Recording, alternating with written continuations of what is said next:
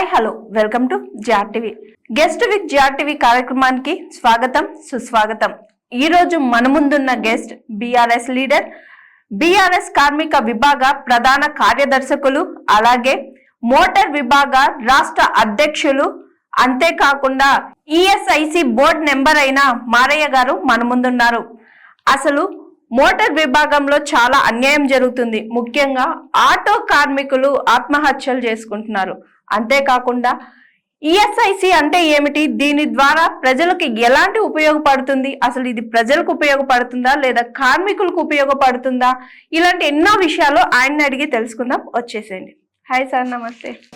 అండి, ఎలా ఉన్నారు సార్? బాగున్నామండి.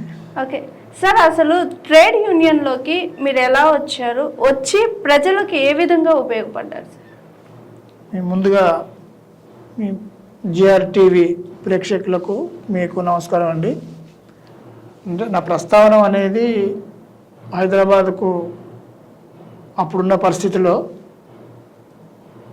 అప్పుడు కరువు, వర్షాలు లేక, కరెంటు లేక, రెండోది అప్పుడు ఉన్నటువంటి గ్రామీణ ప్రాంతాలు, మాది ఇక్కడ భువనగిరి పక్కనే, ఇప్పుడు ప్రజెంట్ యాదాద్రి జిల్లా కిందకు వస్తుంది, మాది కదిరిగూడెం అని. ఇప్పుడు మన తెలంగాణ రాజముద్ర లోగో తయారు చేసినటువంటి ఏల లక్ష్మణ్, మీ సీనియర్ జర్నలిస్టు పాషం యాదగిరి, మా భువనగిరి మాజీ ఎమ్మెల్యే పైల శేఖర్ రెడ్డి, మాది ఒకటే ఊరు, మా ఊరి పేరు కదిరిగూడెం. అంటే అప్పుడు బతుకుదేరు కోసం అనే కాకుండా అప్పుడు గ్రామాలలో విపరీతమైన ఇబ్బందులు, అంటే వ్యవసాయాలు సరిగ్గా నడవక, అప్పుడు పోలీసులు ఇబ్బందులు బాగుంటుండే, అప్పుడు నక్సల్స్ ప్రభావం ఉంటుండే. దాంతో ఏదో తలదాచుకునేకి, కొంత జీవనం గడపనీకి అని తాత్కాలికమైన ఆలోచనతోనే హైదరాబాద్ రావడం జరిగింది.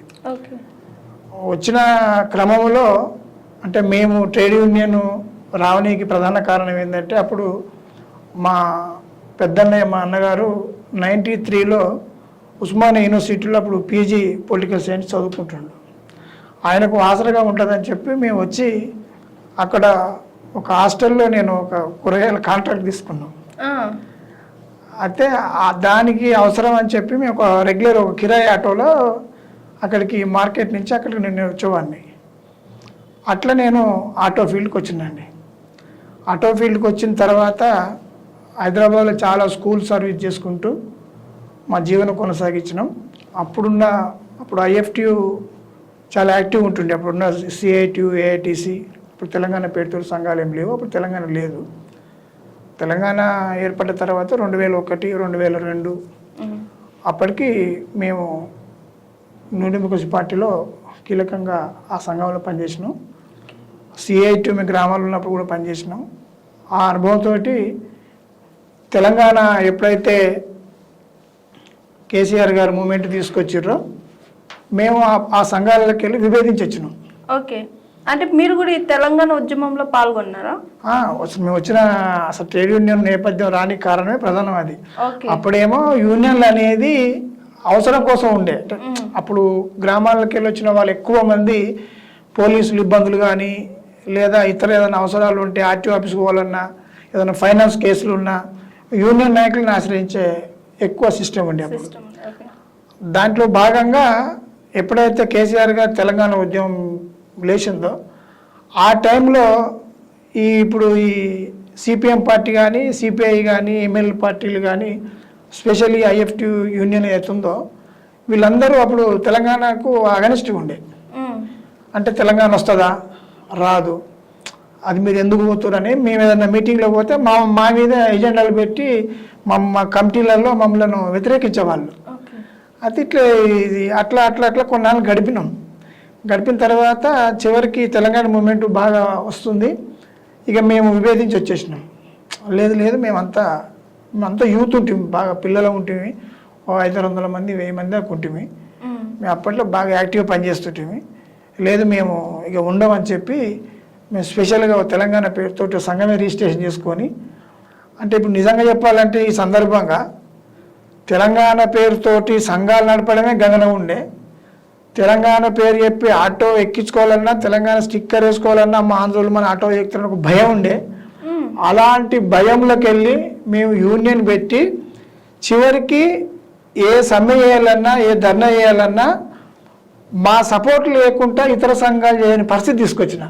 ఓకే, అది కేసీఆర్ గారిని ఆదర్శంగా తీసుకొని అప్పుడు మాకు రూప్ సింగ్ గారు అని కార్మిక విభాగం అధ్యక్షులుగా ఉండే ఆయన 9లో వచ్చినాం. అంతకంటే ముందు నుంచే మేము సంఘం రిజిస్ట్రేషన్ చేసుకొని నడుపుతున్నాం.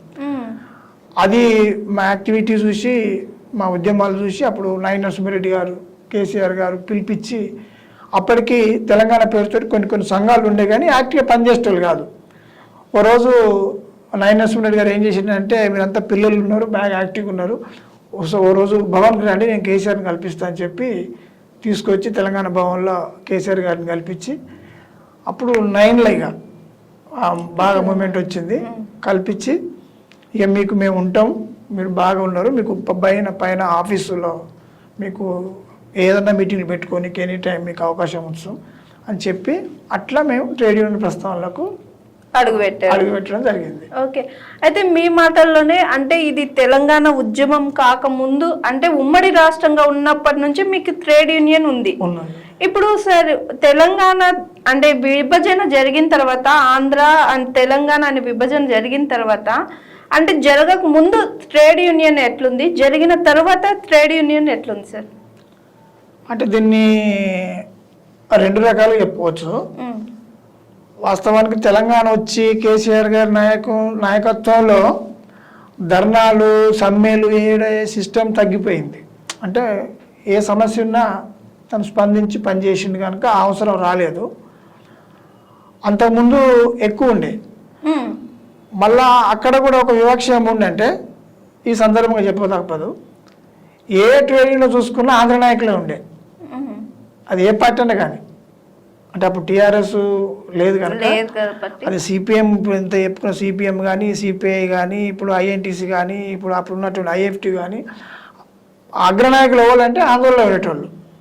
అది మాకు నచ్చేది కాదు. అంటే ఇప్పుడు మన కేసీఆర్ వచ్చినాక ఆ వ్యత్యాసం తెలిసింది. మేము ట్రేడింగ్ను సొంతంగా పెట్టుకున్నాక స్వేచ్ఛగా నడుపుకున్నాం. ఏదైనా సమస్య ఉన్నా కేసీఆర్ గారి దృష్టి తీసుకుపోయినాం. లేదా కార్మికులకి ఏమైనా ఇబ్బంది జరిగితే మేము అక్కడ ప్రభుత్వం అధికారులు ఏదైనా స్పందించకపోయినా నిజంగా అక్కడ కార్మికులకు సమస్య ఉన్నా ధర్నాలు చేసినాం, ప్రభుత్వం దృష్టి తీసుకుపోయినాం, అవి సాల్వ్ చేసినాం. అట్లా ఏమి వెనక ముందు ఏం భయపడలే, పని చేసినాం. అంటే ఆంధ్ర అంటే ఇప్పుడు అప్పుడు లాగా అయితే అప్పుడు మనం ఆంధ్ర అనే చెప్పుకోవాలి. అంటే విభజన జరగక ముందు అప్పుడున్న చీఫ్ మినిస్టర్ రాజశేఖర్ రెడ్డి గారు కానీ అంతకుముందు చంద్రబాబు నాయుడు కానీ మీకు ఎలాంటి హెల్ప్ చేయడం కానీ, అంటే అప్పుడు మనకు తెలంగాణ వేరు ఆంధ్ర వేరు అనే ఒక ఉద్యమం అంత ఊపు లేదు కదా సార్, ఆ టాక్ కూడా పెద్దగా లేదు కదా.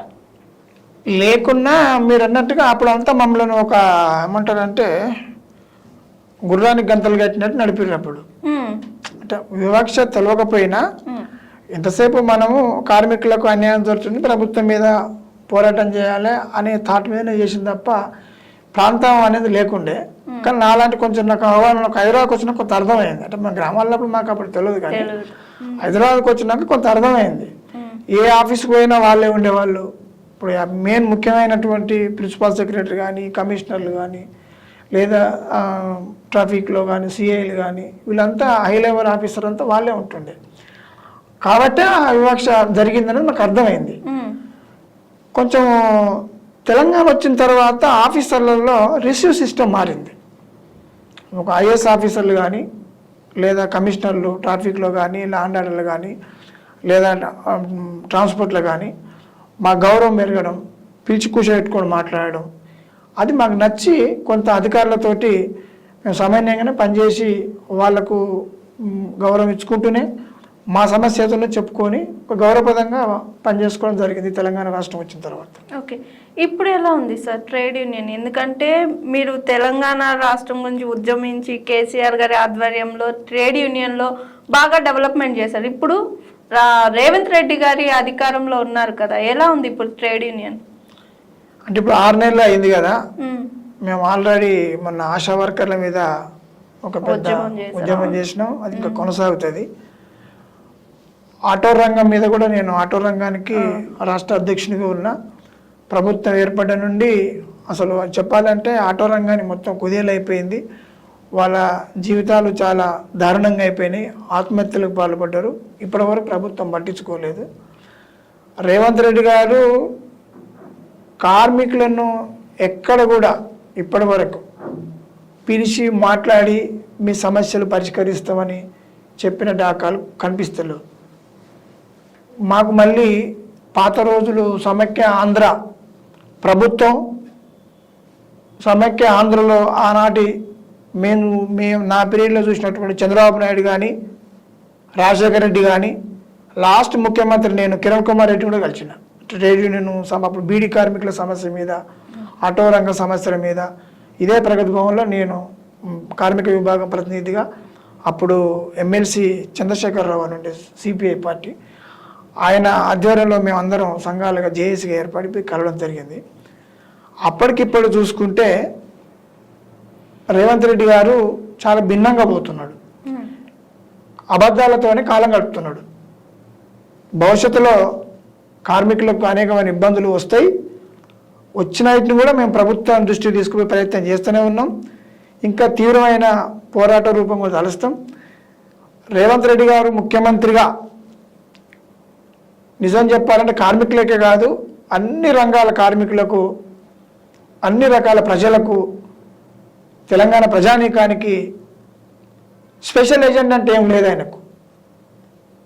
కేసీఆర్ గారేమో తెలంగాణ ప్రజల ఆకాంక్ష, తెలంగాణ రాష్ట్ర సాధన కానీ, తెలంగాణ ఏర్పడ్డాక వాళ్ళ అభివృద్ధి కానీ, ఈ రెండు ఎజెండాలుగా చెప్పుకొని అధికారంలోకి వచ్చి రాష్ట్రాన్ని ఏర్పాటు చేసి వాళ్ళ బాగోగులు చూసినటువంటి ముఖ్యమంత్రి కేసీఆర్ గారు. కానీ రేవంత్ రెడ్డికి అలాంటి ఎజెండాలు ఏం లేవు. కేవలం కేసీఆర్ గారిని తిట్టుడు, కేసీఆర్ గారు చేసినటువంటి పనులను చిన్నో చితకో అక్కడో ఇక్కడో అధికారులు ఏదైనా తప్పులు చేస్తే ఆ తప్పులనే ఎంచుకొని అదో పెద్ద ఎజెండాగా పెట్టుకొని ప్రజల ముందు పెట్టి ఇవాళ ముఖ్యమంత్రి అయ్యింది తప్ప ఆయన ఈ ప్రజలకు ఏం చేస్తానని చేయలే. కేసీఆర్ గారు ఇచ్చే ప్రతి పథకం మన గ్రామాలలో అరాస్ పాట పాడినట్టుగా మేము 2000 అంటే 4000 అనడం, మేము ఆటో కార్మికులకు అప్పుడు ట్యాక్స్ మార్క్ చేసిర్రు, 5 లక్షల ప్రమాద బీమా ఇచ్చింది, మేము అంతకంటే బాగా చేస్తాం, మేము సంక్షేమ బోర్డు ఏర్పాటు చేస్తాం, లేదు మేము సంవత్సరానికి 12,000 ఇస్తాం అని చెప్పిండు. ఇప్పుడు నిన్న ఆశా వర్కర్లు ధర్నా చేశాడు.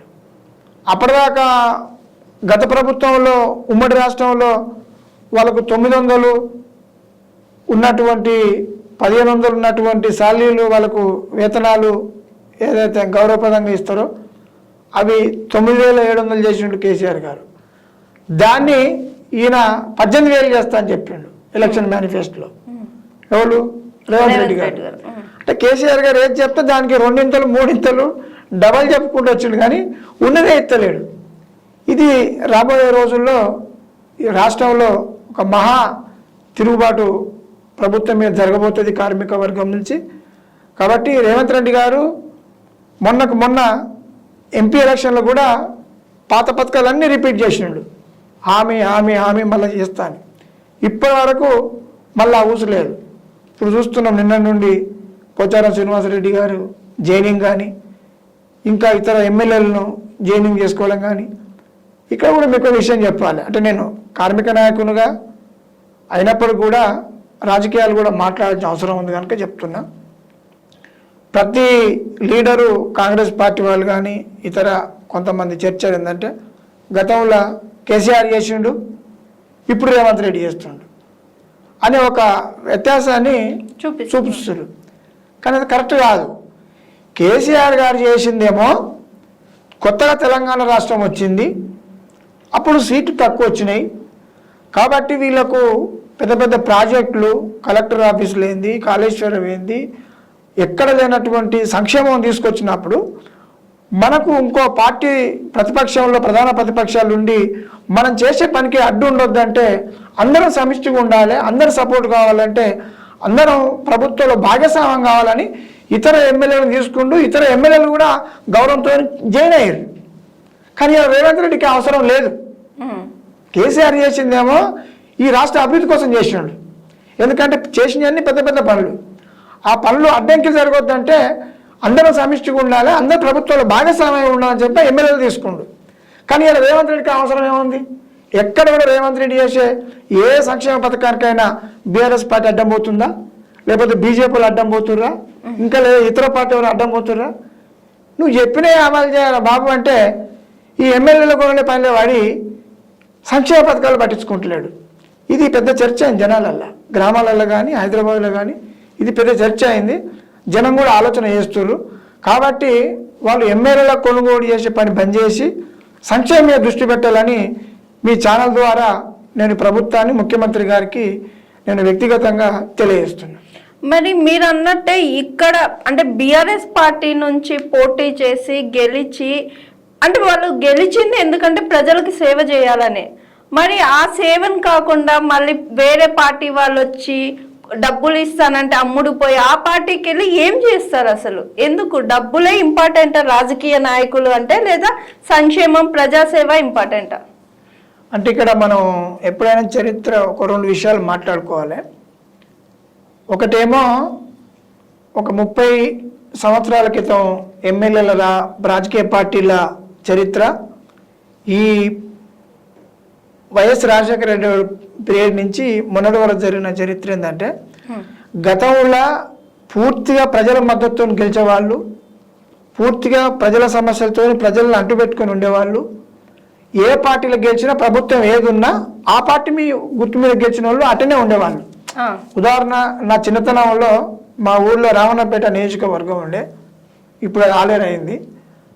అప్పట్లో సిపిఐ లీడరు గుర్రం యాదగిరెడ్డి అని ఉండే, యాదగిరెడ్డి అని ఉండే. 3 సార్లు గెలిచిండు, 15 సంవత్సరాలు అదే పార్టీలో ఉండే ఆయన. పార్టీ మారలే. అంటే ఉదాహరణ చెప్తున్నా. ఇవాళ ప్రభుత్వం పోగానే అవతల పార్టీ వాళ్ళు ఇతర పార్టీకి రావాలంటే, మొన్నటిదాకా కేసీఆర్ అదే పనిచేసిండు కదా, మొన్నటిదాకా రాజశేఖర రెడ్డి అదే పనిచేసిండు కదా, అందుకే మళ్ళీ రేవంత్ రెడ్డి చేస్తున్నా అనేది జనాలు ఒక కన్ఫ్యూజన్. కానీ కారణం అది కాదు.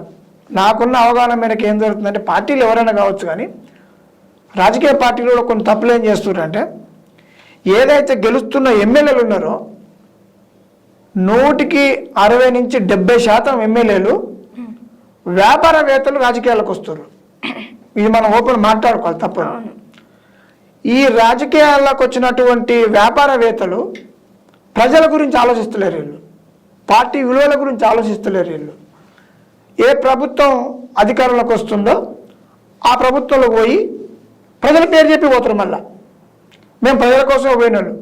అసలు ప్రతిపక్షంలో ఉండి బ్రహ్మాండం కొట్లాడచ్చు. ప్రతిపక్షంలో ఉంటే ఇక్కడ ప్రభుత్వం చేసే ప్రతి తప్పును ఎండగట్టవచ్చు. ప్రజలకు మినిమం ఏ ఎమ్మెల్యే కాన్స్టిట్యున్సీకైనా రాష్ట్ర బడ్జెట్లో రాష్ట్రానికి ప్రతి నియోజకవర్గానికి అధికార పార్టీ ఎమ్మెల్యేలకు ఎంత ఇస్తారో అధికారం లేని ఎమ్మెల్యే కూడా అంతే నిధులు ఇస్తారు. కాకపోతే సీఎం గారితో ఏమన్నా డైరెక్ట్ పరిచయాలు ఉండో లేదా ఒక మంత్రి అయి ఉంటేనో కొంచెం నిధులు అటు ఇటు ఏమైనా ఎక్కువ తక్కువ పోతుండొచ్చు. కానీ మొత్తానికి ఎమ్మెల్యే నిధులే తీయకుండా ఉండరు. అది రాజ్యాంగబద్ధం, చట్టబద్ధంలో ఉన్నదే. ఇది తెలియని విషయం ఏం కాదు వాళ్ళకు. బేరసారాలు, మొన్న ఎలక్షన్లో ఇంత ఖర్చు పెట్టినా మేము అధికార పార్టీలోకి వస్తాం, మాకేమిస్తారు, ఇట్లా బేరాలు పెట్టుకొని పోవడం, గెలిపించిన ప్రజల్ని మోసం చేయడం అది సరైనది కాదు. నా సూచన ఏంటంటే, ఏ రాజకీయ పార్టీలకైనా వ్యాపారస్తులు టికెట్లు ఇవ్వద్దు. ఎమ్మెల్యేలకు టికెట్లు ఇచ్చే విషయంలో ప్రజలతో ఉన్నోళ్ళకి ఇవ్వాలి. ప్రజలతో మమేకమై ఉన్నోళ్ళు డబ్బులు ఖర్చు పెట్టినా ఖర్చు పెట్టకుండా గెలుస్తారు. డబ్బులు ఎవరు ఖర్చు పెట్టమంటున్నారండి? ఎంతసేపు ప్రజల్ని ముద్దాయి చేస్తారు. ప్రజల డిమాండ్ పెరిగింది, డబ్బులు లేకపోతే వీళ్ళ అవసరం కోసం ప్రజలకు డబ్బులు ఖర్చు పెడతారు. డబ్బులు ప్రజలు ఏమి ఇవ్వట్లేదు. డబ్బులు లేకపోతే ఓట్లు వేయరా? వేయరా అండి? ఎందుకు వాళ్ళ హక్కు, వాళ్ళ హక్కు కదా. వాళ్ళ హక్కును వాళ్ళు వినియోగించుకుంటారు. వీళ్ళకి వీరు పోటీపడి 3-4 పార్టీల నుంచి టికెట్లు తెచ్చుకొని డబ్బులు ఖర్చు పెట్టి ఆ డబ్బుల కోసం కాంట్రాక్టర్ల కోసమో వీళ్ళకి వేరే వేరే వ్యాపారాలు ఉంటాయి. వీళ్ళకి లైసెన్స్ అండి. అసలు నేను ఒక రాజకీయ పార్టీని అనకూడదు కానీ ఎమ్మెల్యే టికెట్ అనేది వాళ్ళకి అఫీషియల్గా వ్యాపారం చేసుకోనికి ఒక లైసెన్స్ అయిపోయింది. ఇప్పుడు అది అఫీషియల్ లైసెన్స్ అయిపోయింది ఎమ్మెల్యే అనేది. ఆ ఎమ్మెల్యేలను అడ్డు పెట్టుకొని వాళ్ళు కాంట్రాక్టులు వాళ్ళ వ్యాపారాలు విపరీతంగా పెంచుకుంటారు. ప్రభుత్వం లేకపోయేసరికే వాళ్ళకు ఇబ్బంది కలుగుతుంది. ప్రభుత్వం లేకపోతే మమ్మల్ని ఏ కేసులో పెట్టి ఎక్కడ ఇబ్బంది పెడతారు. ఇప్పుడు రేవంత్ రెడ్డి గారు చేస్తున్న అదే పని కదా. మరి కేసీఆర్ అట్లా చేయలే. కేసీఆర్ గారు మీరు రండి, ప్రభుత్వంలో భాగస్వామ్యంగా అండి, మీకు మరిన్ని నిధులు ఇస్తా, రాష్ట్రాన్ని కొత్త రాష్ట్రం ఏర్పడ్డది, మంచిగా అభివృద్ధి చేసుకుందాం రండి అని చెప్పి ఆయన గౌరవంగా పిలుచుకున్నాడు కేసీఆర్ గారు. కానీ ఇలా రేవంత్ రెడ్డి గారు ఏం చేస్తుండ్రు, వాళ్ళని బెదిరిస్తుండు. ఎవరైతే వ్యాపారాలు ఉన్నాయో, వాళ్ళకి ఏమైనా వీక్నెస్ ఉందో వాళ్ళ మీద కేసులు బుక్ చేయించి, వాళ్ళ మీద ఇండ్ల మీద రైడ్ చేయించి, సోదాలు చేయించి, భయపెట్టిపించి, అసలు ఎంత సిగ్గుచేటు అండి. ఒక ముఖ్యమంత్రి గారు ఒక ఎమ్మెల్యే ఇంటికి పోయి కండవ కప్పిన చరిత్ర చూపించండి. ఇప్పుడు నాకు 45 ఏళ్ళ వయసు అండి. నేను దర్యాపు ఒక 30 సంవత్సరాల నుంచి దగ్గర నుండి చూస్తున్నా, మాకు తెలివచ్చిన నుంచి. ఈ తెలంగాణ ఉద్యమ కాంచెలో ఇంకా దగ్గర నుండి చూస్తున్నాం. ఇప్పుడు మేము రాజశేఖర రెడ్డి పీరియడ్ కానీ, ఇప్పుడు చంద్రబాబు నాయుడు కానీ, గతంలో ఉన్న రామారావు కానీ, ఇప్పుడు కాంగ్రెస్ పార్టీ ఉన్నటువంటి అనేక మంది, కోట్ల విజయభాస్కర్ రెడ్డి కానీ, మేదుర్మ జనార్దన్ రెడ్డి కానీ, చెన్నారెడ్డి కానీ, మొన్న పోయిన కిరణ్ కుమార్ రెడ్డి కానీ, ఎవరైనా ఏ ముఖ్యమంత్రి అయినా ఓ ఎమ్మెల్యే ఇంటికి పోయి కండ కప్పి జైన్ చేసుకున్నాడా? అపోజిషన్ పార్టీ అయినా సరే గౌరవానికి, భోజనానికో, లేదా వీళ్ళకి ఏమైనా ప్రతిపక్షం ఇబ్బంది పెడితే అట్లా పోయి వాళ్ళు ఒప్పించుకొని సంతకాలు పెట్టించుకొని బడ్జెట్ రిలీజ్ చేసిన కాలాలు ఉన్నాయి. కానీ పార్టీలో చేంజ్ చేసుకొని ఒక ముఖ్యమంత్రి స్వయంగా పోయిందంటే ఇంతకంటే అసలు చిక్కిచేటు ఇంకోటి ఉండదు అనేది నేను అనుకుంటున్నాను. ఇన్ కేస్ మీరు ఇప్పుడు సపోజ్ ఇప్పుడు మీరు బీఆర్ఎస్ లో ఓన్లీ లీడర్ గా ఉన్నారు, లేదా ఆటో యూనియన్ కి రాష్ట్ర అధ్యక్షులుగా ఉన్నారు, సరే నువ్వు కాంగ్రెస్ లోకి రా, నేను నీకు ఒక మంచి కార్పొరేట్ ఇస్తాను, లేదంటే ఎమ్మెల్సీ ఏదో ఒక రకంగా ఇస్తానంటే మీరు జాయిన్ అవ్వరా? మీకు తెలియదు, అవన్నీ జరిగిపోయినాయి. జాయిన్ అవ్వరు, అవన్నీ జరిగిపోయినాయి. మేము మొన్న ఫ్రీ బస్ విషయంలో ఉద్యమాన్ని ఉధృతంగా చేసినాం. ప్రజల వైపు నుంచి, ప్రజల ఆటో కార్మికులకు ఇబ్బందులు ఉన్నాయి, ఆ ఇబ్బందులకు మేము నాయకత్వం వహించినాం, వాళ్ళ పక్షాన నాయకత్వం వహించినాం. ప్రభుత్వం 2 నెలల్లో ఎంత చేయాలో అంత చేసినాం. అంతలో ఎలక్షన్స్ వచ్చినాయి, ఆ పిలిపిచ్చుడు అవన్నీ అయిపోయినాయి. మేము ఎప్పుడైనా మాకు అవసరం లేదు, మేము నమ్మిన సిద్ధాంతం తెలంగాణ రాష్ట్రం వచ్చింది, ఏదైతే కేసీఆర్ గారి నాయకత్వంలో తెలంగాణ రాష్ట్రం వచ్చింది, కేసీఆర్ గారి నాయకత్వంలో మళ్ళా ప్రభుత్వం ఏర్పడ్డది, కేసీఆర్ గారు నాయకత్వంలో మాకు అన్ని సౌకర్యాలు మ్యాక్సిమం వచ్చినాయి. ఏమైనా తక్కువ పడితే మేము గౌరవంగా మెమోరాండం ద్వారా చట్టబద్ధంగా వాళ్ళకు మేము మా యూనియన్ రూల్స్ చట్టబద్ధంగా ఏదైతే లేబర్ యాక్ట్ ఉంటుందో వీటి ప్రకారంగా మేము అడిగినాం, తీసుకున్నాం. ఏదన్నా పెండింగ్ ఉంటే మళ్ళీ గవర్నమెంట్లు వస్తాయని ఆశించినాం, పోయింది. రేపు ఈ గవర్నమెంట్ని కూడా ఏం వదిలిపెట్టాం, అడుగుతాం. ఇప్పుడు ఏదైనా అడుగుతాం, వాళ్ళు ఇచ్చిన హామీలే అడుగుతున్నాం. కొత్త దేవుడు ఎరుగు, మీరు ఇచ్చిన హామీలు వెంటబడతాం. మాకు ఆల్రెడీ పిలిచి మాట్లాడారు, మేము రాసిన ఏం లేదా పిలిచి మాట్లాడినా కానీ మేము మా పార్టీని ఇచ్చిపెట్టి మేము అట్లా రాము, మాకు ఏం తక్కువ ఇక్కడ అన్నీ మేము గౌరవాన్ని పోగొట్టుకొని మాకు అవసరం లేదని చెప్పి. ఎందుకంటే అవతల పార్టీ కాంగ్రెస్ పార్టీ అది ఉంటుందో పోతుందో ఏమవుతుందో వాళ్ళకే గ్యారంటీ లేదు, అందుకు నాయకులకే. ఇంకా మేము కొత్తగా ఏం చేయాలని చెప్పి మేము అలాంటి ఆలోచనని విరమించుకొని మేము చిత్తశుద్ధితోటి కార్మికులకు అందుబాటులో ఉండి పనిచేయాలనే మేము ఈ ఏ సంఘం ఇట్టే కొనసాగుతాం. సార్, ఇప్పటికీ ట్రేడ్ యూనియన్ లో ఉండి ఎన్ని పోరాటాలు చేశారు, ఎంతమందికి న్యాయం చేశారని ఒక సాటిస్ఫాక్షన్ మీకు ఉంది?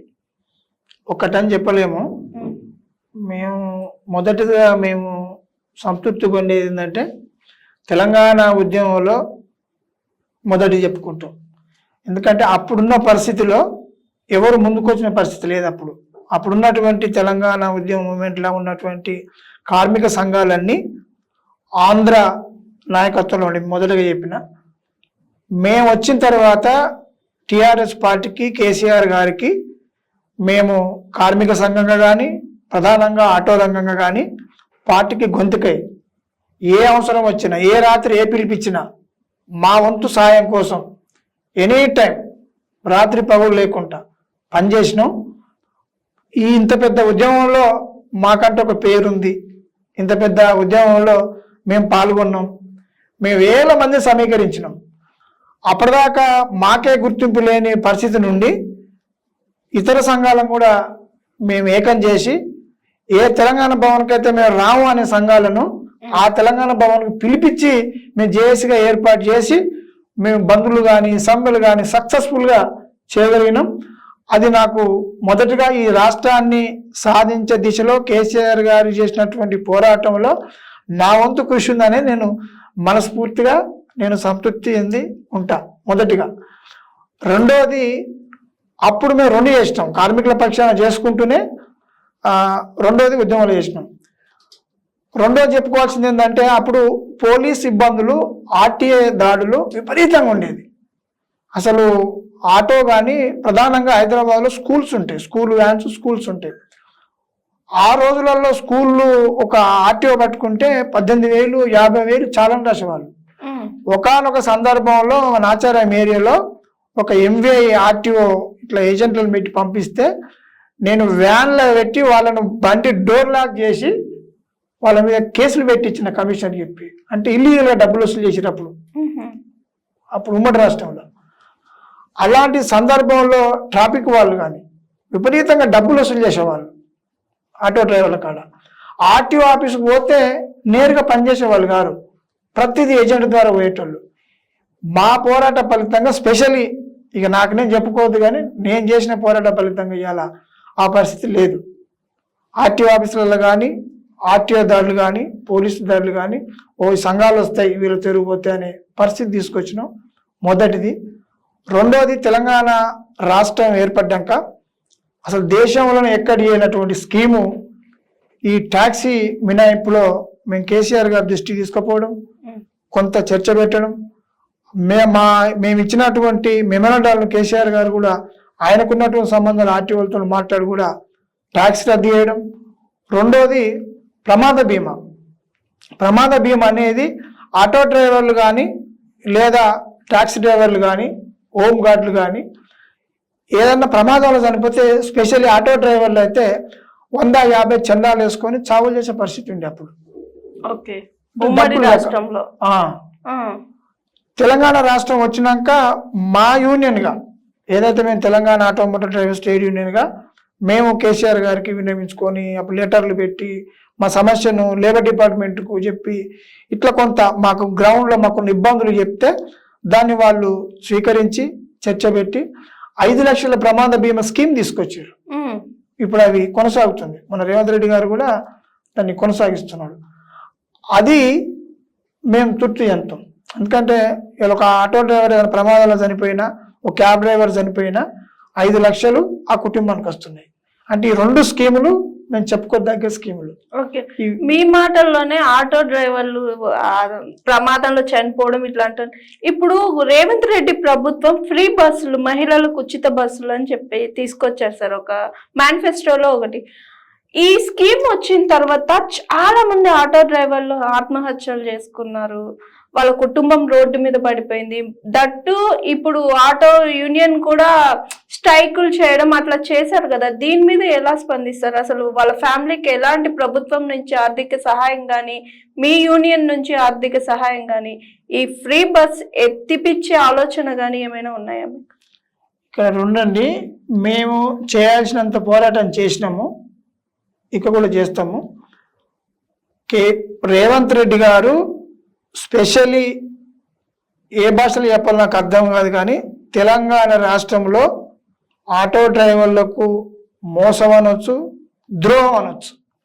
ఆటో డ్రైవర్లకు ఈ ముఖ్యమంత్రి, భారతదేశంలో ఉన్నటువంటి ముఖ్యమంత్రుల్లో తెలంగాణ ముఖ్యమంత్రి రేవంత్ రెడ్డి గారు ఆటో డ్రైవర్లకు ద్రోహం చేసిన దాంట్లో మొదటి వరుసలో ఉంటాడు. ఇంకోటి, రేవంత్ రెడ్డి గారికి ఇప్పుడు మాకున్న అనుమానం, ఇలా ఆంధ్రలో చంద్రబాబు నాయుడు వచ్చిండు, కేంద్రంలో మళ్ళా బీజేపీ వచ్చింది, ఇద్దరితోని దోస్తే ఈయన పూర్తిగా ఆంధ్ర నాయకత్వం, అక్కడ పోతే సెంటర్లో బీజేపీ నాయకత్వంలో తెలంగాణ రాష్ట్ర ప్రభుత్వం, ఇక్కడ రేవంత్ రెడ్డి గారి నాయకత్వం నడుస్తుంది. ఆటో డ్రైవర్లకు అన్యాయం చేసిండు. మొన్న ఎంపీ ఎలక్షన్లో కూడా వాడుకున్నాడు, మళ్ళా 12,000 ఇస్తా అని చెప్పిండు, సంక్షేమ బోర్డు ఇస్తా అని చెప్పిండు. అసలు ఆ ఊసే తీర్తలేడు, వాళ్ళ మాటే మాట్లాడతలేడు. దాన్ని మీడియా ద్వారా నేను మీ ఛానల్ ద్వారా ముఖ్యమంత్రి గారికి పదే చెప్తున్నా, ఆటో డ్రైవర్లకు తీవ్ర అన్యాయం జరిగింది, వాళ్ళ కుటుంబాలు రోడ్డున పడ్డాయి. అసలు ఆ స్కీమే ఫెయిల్యూర్ స్కీమ్ అండి. నేను మొన్న ఒక సందర్భంలో మా వాళ్ళను బస్ ఎక్కిద్దాను పోతే ఉప్పల్ బస్ స్టాండ్లో చూసిన, నేను 9 గంటలకు పోతే 11 గంటల వరకు వెయిట్ చేసిండండి. ఎంత ఇబ్బంది అంటే వందలాది మంది శనివారం ఆదివారం వస్తే నువ్వు బస్ స్టాప్లో నిలబడలేవు. కడుపు నొచ్చో కాలు నొచ్చో ఏదైనా ఆపతో జ్వరమో నొప్పో హాస్పిటల్కి పోవాలన్నా లేదా అత్యవసరంగా ఎక్కడికైనా బస్సులో పోవాలంటే ఇవాళ ఎంత గగనం అంటే పేదలకు అలా లేడీస్ అయినా సరే జెంట్స్ అయినా సరే నానా ఇబ్బంది ఉంది. ఎక్కడదండి డోర్ దగ్గర ఇట్లా 100 మంది మీద నిలబడుతున్నారు. రీసెంట్ గా ఆ డోర్ లో నిలబడడం వల్ల స్కిప్ అయ్యి ఒక ఇంటర్మీడియట్ అమ్మాయి బస్ కింద పడిచాడు. నేను చూసిన స్వయంగా చాలా బస్ స్టాప్ చూసిన. మొన్న నేను ఒక పథకంగా నిలబడ్డా, మొన్న 9 గంటలకు నిలబడ్డా, శనివారం రోజు పోయినా. వందలాది మంది ఎంత ఇబ్బంది అంటే అంత ఇబ్బంది పడుతుంది. ఎమర్జెన్సీల పరిస్థితి ఏంటండి. రెండోది బస్ కాంట్రాక్టర్లు కూడా ఇక్కడ బస్ స్టాప్ ఉందా పబ్లిక్ చూసి వాడు బస్ స్టాప్ దాటి ఆపుతుండు, ఇక్కడ నుండి అక్కడ పరిగెడుతున్నారు. అసలు ఆ స్కీమ్ ఎందుకు పెట్టిండు? దానివల్ల ఏమవుతుందండి, ఇక్కడ నుండి హైదరాబాద్ నుండి ఏ ఊరికి ఎక్కడి నుంచి ఎక్కడ పోయినా 100 నుంచి 200 అండి ఛార్జు. 100కి వీళ్ళు కోటీశ్వర్లు అయిపోతారా అండి? లేదా పొద్దున్న లేచి అదే పని తిరుగుతారా అండి? ఇక్కడ ఆటో డ్రైవర్లకు ఉరితాడేసిండు, అక్కడ బస్ ఎక్కిపోతానికి ఇబ్బంది కలిగించిండు. ఇది చాలా దారుణం. ఆయనకు ఎవరిచ్చిన ఐడియా, అసలు ఎక్కలేని స్కీమ్ అది ఎందుకు తీసుకొచ్చిండు? కర్ణాటకలో ఫస్ట్ ఫ్రీ బస్ తీసుకొచ్చారు. అలా అయిపోయారు వాళ్ళు. నిన్న మాకు ఒక మీటింగ్ జరిగింది, ఇది గవర్నమెంట్ డిపార్ట్మెంట్ వాళ్ళు నిన్న కర్ణాటక వాళ్ళు, కేరళ వాళ్ళు, రాష్ట్రాల అక్కడ సంఘాల వాళ్ళు వచ్చారు, అక్కడి ట్రాన్స్పోర్ట్ కమిషనర్ కూడా వచ్చారు. నిన్ననే మన బంజారాహిల్స్లోనే గవర్నమెంట్ ఆఫీసులో జరిగింది, నేను పాల్గొన్నా. వాళ్ళు కూడా చెప్తారు ఆల్రెడీ కర్ణాటక ఫెయిల్ అయిందండి, మీ దగ్గర ఎందుకు పెట్టారో మాకు అర్థమవుతుంది అంటారు వాళ్ళు కూడా. అంటే అది ఏం లేదండి, అది ఫ్రీగా వచ్చిన స్కీము. వీళ్ళు 6 గ్యారంటీలు అన్నారు, 6 దాంట్లో ఇది ఒకటి ఫ్రీగా వచ్చిందని ఫ్రీగా ఇచ్చేసిండు, అదొకటి చెప్పుకుంటే తిరుగుతున్నాడు అంతే. ఏమనంటే మహిళలకు మేము ఫ్రీగా ఇస్తే వీళ్ళు వద్దంటారు. మాకు లేరా మహిళలు? ఆటో డ్రైవర్ల పిల్లలు లేరా? ఆటో డ్రైవర్ల భార్యలు లేరా? మరి ఇక్కడ వీళ్ళు ఆగమైతే లేరా? నిజానికి జనానికి కదా అసలు ఎవరు పెట్టమని మేము అడిగినామా అంటారు జనాలు కూడా. మహిళలు కూడా అసలు ఎవరు పెట్టమంటారు, మేము పెట్టమన్నాం అంటారు. ముసలి వాళ్ళు ఎక్కుతారు, కాలు విరిగిపడుతున్నారు, నడులు విరిగిపోతున్నాయి. అది ఆ స్కీమ్ వల్ల అయితే ఆటో కార్మికులకు చెప్పలేని బాధ అది. కాబట్టి తక్షణం ప్రభుత్వం మీ ఛానల్ ద్వారా స్పందించాలని కోరుకుంటున్నా. మేము త్వరలో కూడా కార్యాచరణ చేస్తున్నాం, ప్రభుత్వం మీద ఒత్తిడి చేస్తాం. అనేక మంది కాకపోతే ఇప్పుడు కొద్దిగా స్కూళ్ళు కాలేజీలు ఓపెనింగ్, కొద్దిగా డ్రైవర్లు కూడా ఇప్పుడే గ్రామాలకు అటు ఇటు పోయి వస్తుంటారు. జూన్లో మేము జూలైలో స్టార్ట్ చేస్తాం, మళ్ళీ ప్రభుత్వాన్ని నిలదీస్తాం. మాకు జరిగిన అన్యాయాన్ని దేశంలో కానీ ఇక్కడ ఉన్న ప్రజానీకానికి కానీ ప్రభుత్వానికి కానీ తెలియజేసి మేము సాధించేంత వరకు ఆ పోరాటాన్ని ఆపమని ఈ టీవీ ఛానల్ ద్వారా మేము ప్రభుత్వానికి కూడా మేము డిమాండ్ చేస్తున్నాం. అదే ఇప్పుడు ఆటో డ్రైవర్లు ఆత్మహత్య చేసుకున్న వాళ్ళకి మీ యూనియన్ నుంచి ప్రభుత్వం నుంచి ఎలాంటి ఆర్థిక సాయం అందజేశారు సార్? ప్రభుత్వం నుంచి సాయం కాదు కదా, ఇంతమంది చనిపోతుంటే దాన్ని రాజకీయంగానే మాట్లాడండి, సాక్షాత్తు అసెంబ్లీలో ముఖ్యమంత్రి మాట్లాడండి తప్ప నిజంగా ఇక్కడ జరుగుతుందని ఏ ఒక్క అధికారిని వీళ్ళు పంపించి ఎంక్వైరీ చేసి ఆ కుటుంబానికి సాయం చేసిన దాఖలు లేవు. మేము అదే అనుకుంటున్నాం. ఇప్పుడు చనిపోయిన కుటుంబాలు ఎవరైతే ఉన్నారో వాళ్ళందరినీ పిలిపించి ప్రభుత్వం వీళ్ళకి సాయం చేయాలి, ఆర్థిక సాయం చేయాలి, వాళ్ళ కుటుంబాలను కాపాడాలని చెప్పి మొదటి డిమాండ్తోనే మేము ఉద్యమం మొదలుపెట్టబోతున్నాం. రెండవది, మా యూనియన్గా మేము చాలామందికి సాయం చేసినాం. అంటే మేము చందాలు చేసుకొని లేదా స్థానిక, ఉదాహరణ నాచారం ఏరియాలో ఒక ఆటో డ్రైవర్ చనిపోతే అక్కడ స్థానిక ఎమ్మెల్యే బండారు లక్ష్మారెడ్డి గారు మేము యూనియన్గా పోయి రెఫర్ చేస్తే అతను వాళ్ళ కుటుంబానికి 50,000 రూపాయలు ఇచ్చిండు. మేము కొన్ని మీలాంటి యూట్యూబ్ ఛానల్ వాళ్ళు కూడా మేము వాళ్ళ నెంబర్ పెడితే మా గ్రూప్లలో వేస్తే సోమాజిగూడలో సతీష్ గౌడ్ అనే ఆటో డ్రైవర్ ఆత్మహత్య చేసుకుంటూ ప్రగతి భవన్ ఏదైతే ఇవ్వాలి వాళ్ళు జ్యోతిరావు పూలే భవన్ అని చెప్పి సీఎం ఆఫీస్ అని చెప్పుకుంటారు, దానికి ఆపోజిట్లోనే ఒక 300 గజాల దూరంలోనే చిన్న కాలనీ ఉంటుంది, అక్కడ ఆటో డ్రైవర్ ఆత్మహత్య చేసుకుంటే ఆ కుటుంబానికి మేము దర్యాపుగా ఒక 78,000 దాకా చందాలు వేసి ఇచ్చినాం. మేము యూనియన్కి ఇచ్చినాం, కొన్ని యూట్యూబ్ ఛానల్ ద్వారా కూడా గూగుల్ పేలు ఫోన్ పేలు మేము నెంబర్ పెడితే ఇచ్చినాం, వాళ్ళ కుటుంబాలకు ఇచ్చినాం. ఇట్లా అనేక చోట అక్కడక్కడ మేము యూనియన్గా సాయం చేసినాం. కొంచెం అక్కడ దయగలిగినటువంటి ఎమ్మెల్యేలు కొంతమంది సాయం చేసి తప్ప ప్రభుత్వం ముఖ్యమంత్రి నుంచి కానీ ప్రభుత్వ నిధులు కానీ ప్రభుత్వ స్పందన కానీ ఎలాంటి చేయలేదు. ఇది చాలా దారుణం, అన్యాయము. ఇది ఇక మేము అది సహించలేని విషయం ఇది. ఓకే సార్, ఇంకొకటి కూడా జరుగుతుంది. ఒక 3-4 డేస్ నుంచి ఒక హీట్ టాపిక్, బొగ్గు గనుల్ని వేలం వేస్తున్నాం, బొగ్గు గనుల్ని ప్రైవేటీకరణ చేస్తున్నాం అని చెప్పి ఇప్పుడున్న కాంగ్రెస్ ప్రభుత్వం తీసుకొచ్చింది ఆల్రెడీ. దీని మీద మీ స్పందన ఏంటి? బొగ్గు గనులు అండి, ఇప్పుడు మాకు అక్కడ సంఘాలు ఉన్నాయి. అక్కడ మా రాజిరెడ్డి గారు అని ప్రధాన కార్యదర్శి ఉన్నాడు. మేము గత ఎలక్షన్లప్పుడు కూడా నేను ఒక 1-2 నెలలు అక్కడ తిరిగిన. అక్కడ కేంద్రం రాష్ట్రం అనుబంధ సంస్థలతో కొంత ప్రభుత్వం పనిచేస్తుంటుంది. ప్రైవేటీకరణ అనేది నిజంగా చెప్పాలంటే బీజేపీ పార్టీ, మేము గతంలో కూడా సింగరేణి ప్రధాన కార్యాలయం లగడికపూర్లో ఉంటుంది. టీఆర్ఎస్ ప్రభుత్వం ఉన్నప్పుడే వాళ్ళు ఇలాంటి ప్రయత్నం చేస్తే వేలం వేయొద్దని చెప్పి మేము సంఘాలుగా ధర్నాలు చేసి దాన్ని తిప్పికొట్టినాం. ప్రభుత్వం కూడా సపోర్ట్ చేసింది. అప్పుడున్న కేసీఆర్ గారు ఇక్కడ ఉన్నటువంటి గనులకు, ఇక్కడ ఉన్న కార్మికులకు లాభం జరగాలి, ప్రైవేటీకరణ చేస్తే వీళ్ళకు ఉన్నటువంటి హక్కులు హరిస్తాయి, కాబట్టి వీళ్ళకి అన్యాయం జరుగుతుంది అని చెప్పి గ్రహించి బొగ్గు గనుల్లో పనిచేస్తున్నటువంటి కార్మికులు 100% తెలంగాణ వాళ్ళే ఉంటారు. తెలంగాణ వాళ్ళు ప్రధానంగా అలా నేను నా నోటీసులో ఉన్నటువంటి కార్మికులు, అక్కడ ఉన్న పనిచేసే వాళ్ళు కార్మికులు అందరూ ఎస్సీలు ఎక్కువ ఉంటారండి. ఎస్సీలు ఎస్టీలు ఎక్కువ ఉంటారు. 100% బొగ్గు గనుల్లో పనిచేసే కార్మికులు సింగరేణిలో 100% హైదరాబాద్ లో ఇప్పుడు మున్సిపల్ కార్మికులు ఎట్లుంటారో ఎస్సీ ఎస్టీ వాళ్ళు, సింగరేణి కార్మికులు కూడా 100% ఎస్సీ ఎస్టీలే బీసీలు ఎక్కువ పనిచేస్తారు. అంటే ఈ కార్మికులకు అన్యాయం జరగవద్దనే ఉద్దేశంతో అప్పుడు కేసీఆర్ గారు కేంద్ర ప్రభుత్వ నిబంధనలకు వ్యతిరేకంగా ఒప్పుకోకుండా తను ఒప్పుకోలేదు. సంఘాలుగా మేము కూడా ప్రతిఘటించినాం. కాబట్టి ఇప్పుడు ఏమైందంటే ఇప్పుడు వీళ్ళు ఏమంటారు, కేంద్ర ప్రభుత్వం, ఇక్కడున్న రాష్ట్ర ప్రభుత్వం, వీళ్ళ జెండాలు వేరైనా, వీళ్ళ పార్టీలు వేరైనా, ఇద్దరు అంతర్గతంగా ఒకటే ఎజెండాతో పనిచేస్తున్నారు. ప్రజలకు వేరుగా కనిపిస్తున్నారు, కానీ రేవంత్ రెడ్డి గారు వేరుగా ఏం లేరు. అంతర్గతంగా వీళ్ళంతా ఒకటే.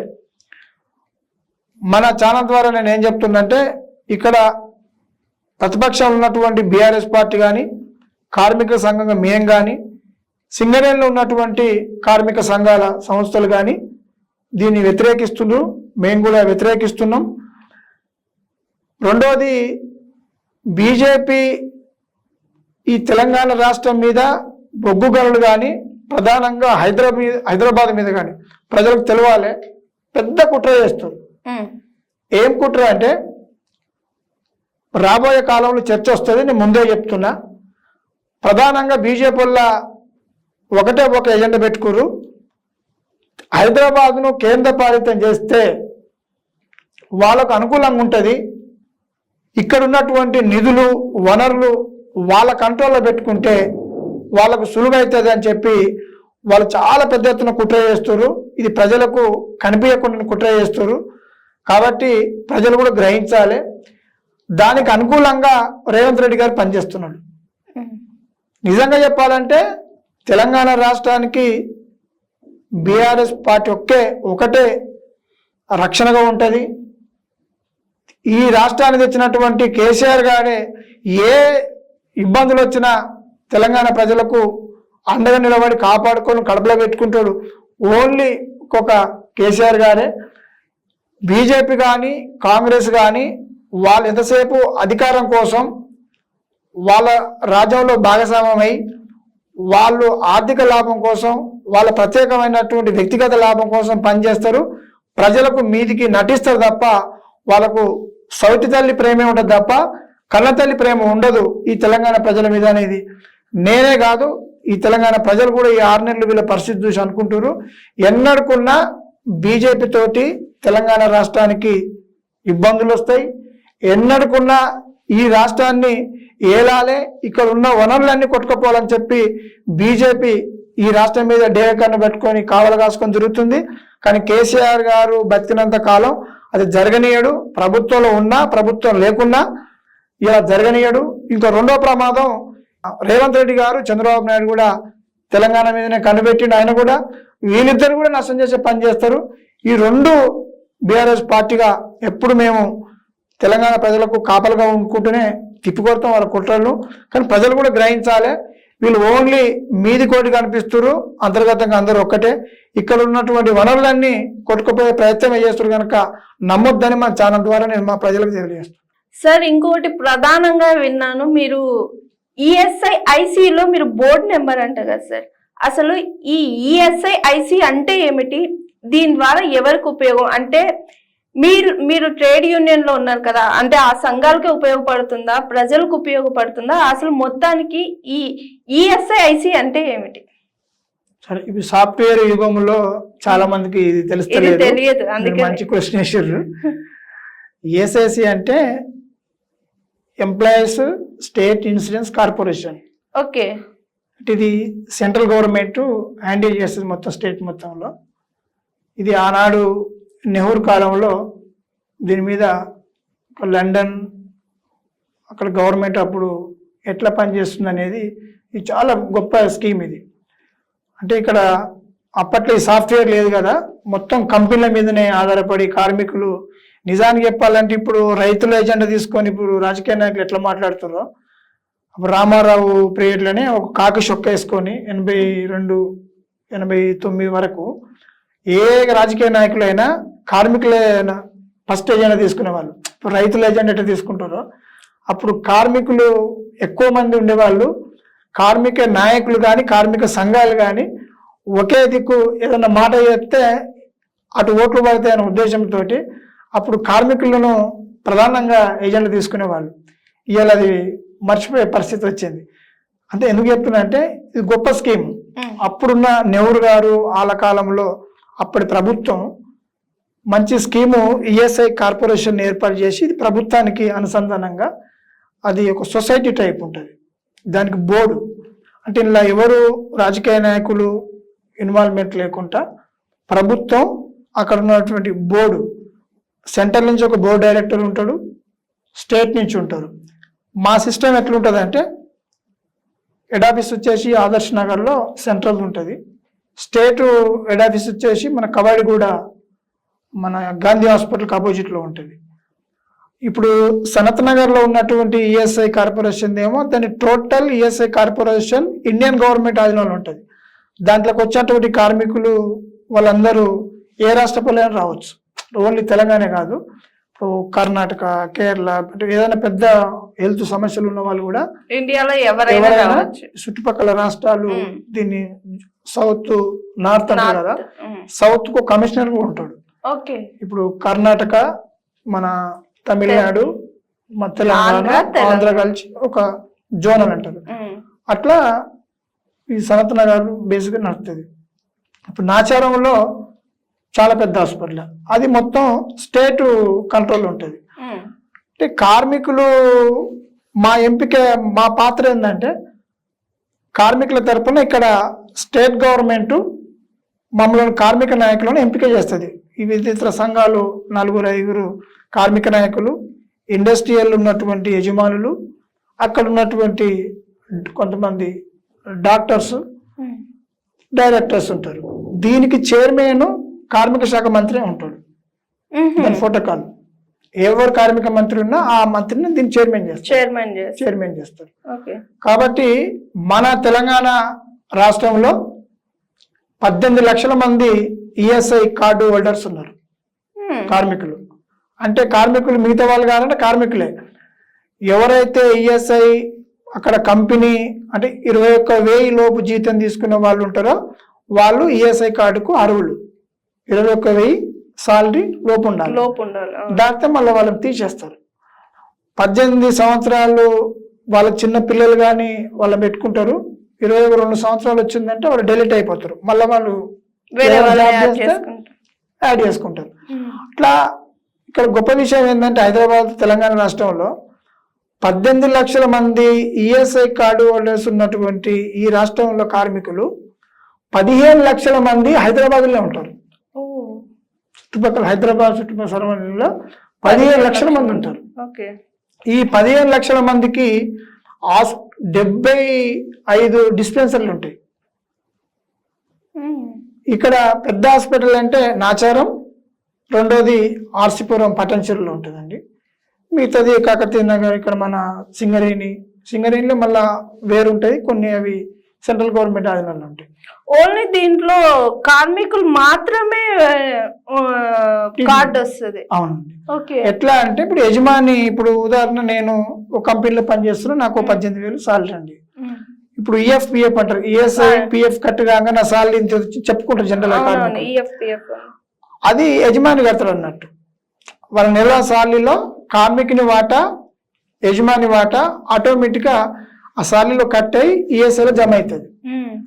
అక్కడ central government fund, state government fund కలిపి అంటే ప్రతి నెల 350 రూపాయలు ఒక కార్మికుని బెనిఫిషియర్గా అమౌంట్ జమ అవుతుంది. అంటే ఎంత అయితే నెలకు 350 రూపాయలు. ఒక కార్మికునికి వచ్చేసి 15 లక్షల వరకు ఈఎస్ఐ భరిస్తుంది. ఇన్ కేస్ సపోజ్ సార్, ఇప్పుడు పిఎఫ్ ఇవన్నీ కట్ అయ్యి జమ అయ్యి ఈఎస్ఐలో జాయిన్ అవుతుందండి. ఇప్పుడు కొంతమంది జాబ్ మానేసిన తర్వాత పిఎఫ్ ఇవన్నీ బ్యాక్ వచ్చేస్తాయి. ఇప్పుడు ఈ ఈఎస్ఐలో జమ అయింది అంటే ఈ కార్డు కూడా వీళ్ళు అన్ఫిట్ అయినట్టు, లేదంటే ఇది కంటిన్యూ చేసుకుంటా వస్తుందా వాళ్ళకి ఇన్సూరెన్స్? ఇప్పుడు ఇక్కడ ఒక సమస్య ఎక్కువ అయిపోయింది. ఏంటంటే ఇప్పుడు ఏదైతే కాంట్రాక్ట్ సిస్టమ్ వచ్చిందో కార్మికులను చాలా మందిని మోసం చేస్తున్నారు. ఇలా 2 సమస్యలు. మీరు ఏదైతే పిఎఫ్ చెప్పారో, పిఎఫ్ అనేది ఒక కార్మికుడు ఒక కంపెనీలో సంవత్సరం పనిచేసి అక్కడ బంద్ అయ్యి ఇంకో కంపెనీలో వేస్తాడు. ఈ నెంబర్ అక్కడ కంటిన్యూ చేసుకోవచ్చు. కొంతమంది మానేసి అసలు రారు, ఆ డబ్బులు అట్లే ఉంటాయి. అట్లా 100,000 కోట్ల రూపాయలు ఉన్నాయి. వీళ్ళకి తెలియక రిటర్న్ పోయి తీసుకోరు, కొంతమంది తీసుకోరు. వీళ్ళు ఏం చేస్తారంటే దాన్ని గవర్నమెంటే అప్పుడప్పుడు ఏదో ఒక ఫండ్ కింద వాడేస్తారు, లేదా అట్లా పెడతారు. ఈఎస్ఐ సిస్టమ్ ఏంటంటే నువ్వు ఏ కంపెనీలో అన్నకపో, ఈ కంపెనీ మానేసి ఇంకో కంపెనీలో పోయినా కార్డు అదే పనిచేస్తుంది. ఆ యజమాని వీళ్ళ సాలరీ కంటిన్యూ చేయాలి. చేస్తే వాళ్ళకు ఎలిజిబిలిటీ నెంబర్ కొడుతారు. అంతా ఆన్లైన్ అయిపోయింది కానీ వీళ్ళు కార్డు నెంబర్ చెప్తే చాలు, ఎలిజిబిలిటీ చూసుకుంటారు, వాళ్ళకు ట్రీట్మెంట్ చేస్తారు. మా పాత్ర ఏముంటుంది అంటే ప్రతి 3 నెలలకు ఒకసారి మాకు బోర్డు మీటింగ్ అవుతుంది. మా బోర్డు మీటింగ్లో ఇప్పుడు మన హైదరాబాద్తో పాటు వరంగల్, ఖమ్మం, నిజామాబాద్, కరీంనగర్ ఇక్కడ ఉన్నటువంటి హాస్పిటల్స్ సూపరింటెండెంట్స్ వస్తారు, ప్రిన్సిపల్ సెక్రటరీ, దీనికి ఐఏఎస్ ఆఫీసర్ ఉంటాడు, కమిషనర్ ఉంటాడు, మినిస్టర్ ఉంటాడు, అక్కడ ఉన్నటువంటి అధికార యంత్రాంగం అంతా మేము కూర్చుంటాం. 3 నెలల్లో సెంట్రల్ గవర్నమెంట్ మనకు ఎంత ఫండ్ ఇచ్చింది, స్టేట్ గవర్నమెంట్ ఎంత ఇచ్చింది, మనం ఎంతమందికి ట్రీట్మెంట్ చేసినాం, ఎంత మెడిసిన్ కొన్నాం, ఎంత వాడినాం, ఇంకేమైనా ఇబ్బందులు ఉన్నాయా అనేది మేము ఆ బోర్డు మీటింగ్లో డిస్కస్ చేస్తాం. బోర్డు మెంబర్లుగా మేము కార్మికుల పక్షాన కొట్లాడతాం. ఉదాహరణ ఇప్పుడు నాచారం ఏరియా ఉంది, అక్కడ అంత పెద్ద హాస్పిటల్లో డైలీ అక్కడ 1500 మంది ఓపీ వస్తాయి, అక్కడ ఒక 400-500 మంది బెడ్స్ ఉంటాయి. అక్కడ వచ్చిన పేషెంట్లకు ఏమైనా ఇబ్బందులు ఉన్నప్పుడు సిటీ స్కానింగ్, ఎంఆర్ఐ లేదు. నేను బోర్డు మెంబర్ అయినాక మొదటగా అదే ఎజెండా పెట్టాను. ఇంత పెద్ద హాస్పిటల్లో ఇంతమంది అక్కడ కార్మికులు పేషెంట్లు వస్తున్నారు, వాళ్ళకి స్కానింగ్ తీయాలన్నా, ఎంఆర్ఐ చేయాలన్నా సునత్ నగర్ పోవాలి. ఇక్కడ కూడా వివక్ష. ఇక్కడ మళ్ళీ సెంట్రల్ గవర్నమెంట్, స్టేట్ గవర్నమెంట్ వివక్ష ఉంటుంది. అక్కడ సనత్ నగర్లో ట్రీట్మెంట్ బాగా చేస్తారు, వాళ్ళకి అన్ని అందుబాటులో ఉంటాయి. స్టేట్ గవర్నమెంట్ ఆండ్వర్లో ఉన్నాయి, సరిగా జరుగు. మేమేమో సెంట్రల్ అయినా స్టేట్ అయినా మేము 2 ఒకటే మెంబర్గా. మేము అక్కడ మాట్లాడవచ్చు, ఎక్కడైనా మాట్లాడవచ్చు.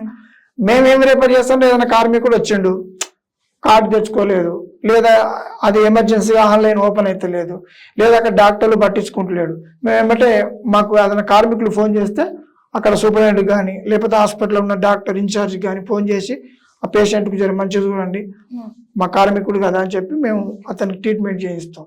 లేదు వాళ్ళకు మెడిసిన్ సరిగా అంతలేవు, ఎందుకు అంతలేవు అని చెప్పి మేము నెక్స్ట్ బోర్డు మీటింగ్లో కంప్లైంట్ చేస్తాం. ఇప్పుడు అక్కడ ఒక పేషెంట్కు 4 రకాల ఇప్పుడు షుగర్ పేషెంట్లు ఎక్కువ అయిపోయారు. వాళ్ళకి ఇప్పుడు బీపీ, షుగరు, లేదా ఇప్పుడు వాళ్ళకు ఏమంటారు ఇంకా రకరకాలుగా ప్రాబ్లమ్స్ వస్తాయి. ఆ టాబ్లెట్స్ 4-5 ఉంటే వీడు ఏదో 1-2 నుంచి మిగతా ఉండయి. ఇట్లాంటి చీటింగ్ కూడా చేస్తుంటారు. అవి మా దృష్టికి వస్తే మేము అక్కడ వాళ్ళని అడుగుతాం, ఈ మెడిసిన్ కొరత ఎందుకు ఉంది, మీరు ఫుల్ఫిల్ చేయాలని చెప్పి మేము సూపరింటెండెంట్ లేదంటే ప్రిన్సిపాల్ సెక్రటరీ కానీ కమిషనర్ కానీ కంప్లైంట్ చేసి ఆ మెడిసిన్ తెప్పిస్తాం. చాలా వందల కోట్లు వస్తాయి డబ్బులు. అంటే ఈ కార్మికులు అంటే ఈ ట్రేడ్ యూనియన్ లో సభ్యులై ఉండాల్సిందే సార్, జాయిన్ అయిన వాళ్ళకి ఈ కార్డు వస్తుందా ఎట్లా? ట్రేడ్ యూనియన్ కు దానికి సంబంధం లేదు. వాళ్ళు గవర్నమెంట్ ఈఎస్ఐ కార్డు హోల్డర్ అయి ఉండాలి. అంటే వాళ్ళు ఫామ్ ఫిల్అప్ కంపెనీలో జాయిన్ కాగానే ఆ యజమాని వాళ్ళకి ఈఎస్ఐ ఇప్పిస్తాడు. ఒకవేళ అట్లా విప్పకుండా కొంతమంది ఉన్నారు, అప్పుడు వాళ్ళ పరిస్థితి ఏంటి సార్?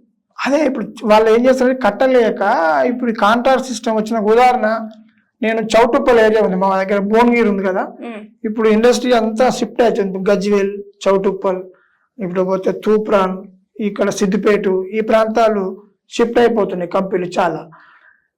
నేను చౌటుప్పల్ ఏరియాలో ఒక కరోనా సందర్భంగా మీటింగ్ పెట్టి అక్కడ లేబర్ డిపార్ట్మెంట్ అక్కడ నుంచి నేను రికార్డు తీసుకున్నా. 40 నుంచి 45 వేల మంది పనిచేస్తున్నారు అక్కడ చౌటుప్పల్ ఏరియాలో. చౌటుప్పల్ ఏరియాలో ఈఎస్ఐ నామ్స్ రికార్డ్ ఏంటంటే 50,000 మంది కార్మికులు ఎక్కడైనా ఇండస్ట్రియల్ ఏరియాలో వాళ్ళు నమోదై ఉండి పనిచేస్తే అక్కడ ఒక హాస్పిటల్ ఇస్తారు. 250 బెడ్స్ కానీ 350 బెడ్స్ కానీ హాస్పిటల్ ఇస్తారు.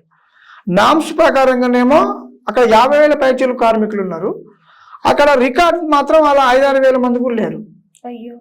ఇట్లాంటి దారుణాలు ఉన్నాయి ఇప్పుడు ఇంట్లో కూడా. కాబట్టి వీళ్ళందరూ ఏం చేస్తారంటే దీనికి కూడా ఈఎస్ఐ డిపార్ట్మెంట్లో సెక్షన్ ఉంటుంది. ఏ కంపెనీ అయితే ఈఎస్ఐ లేదో వాళ్ళని కేసు రాయొచ్చు. అక్కడ వివక్ష ఏంటంటే ఇక్కడ వీళ్ళు ఎంక్వైరీ సరిగా పోక, అక్కడ యజమానులు సరిగా పట్టించుకోక, కాంట్రాక్టర్ మధ్యలో యజమాని మధ్య సంఖ్యత లేక ఈ వచ్చినటువంటి వలస కార్మికులు ఎక్కువైపోయారు. ఇప్పుడు ఈ మధ్యకాలంలో కొంచెం ఆంధ్ర తెలంగాణ చుట్టుపక్కల కొంచెం అవేర్నెస్ ఉండేమో, యూనియన్లలో ఉంటే వాళ్ళు అడుగుతారని చెప్పి యూనియన్లు ఎందుకు పుట్టుకొచ్చినాయి.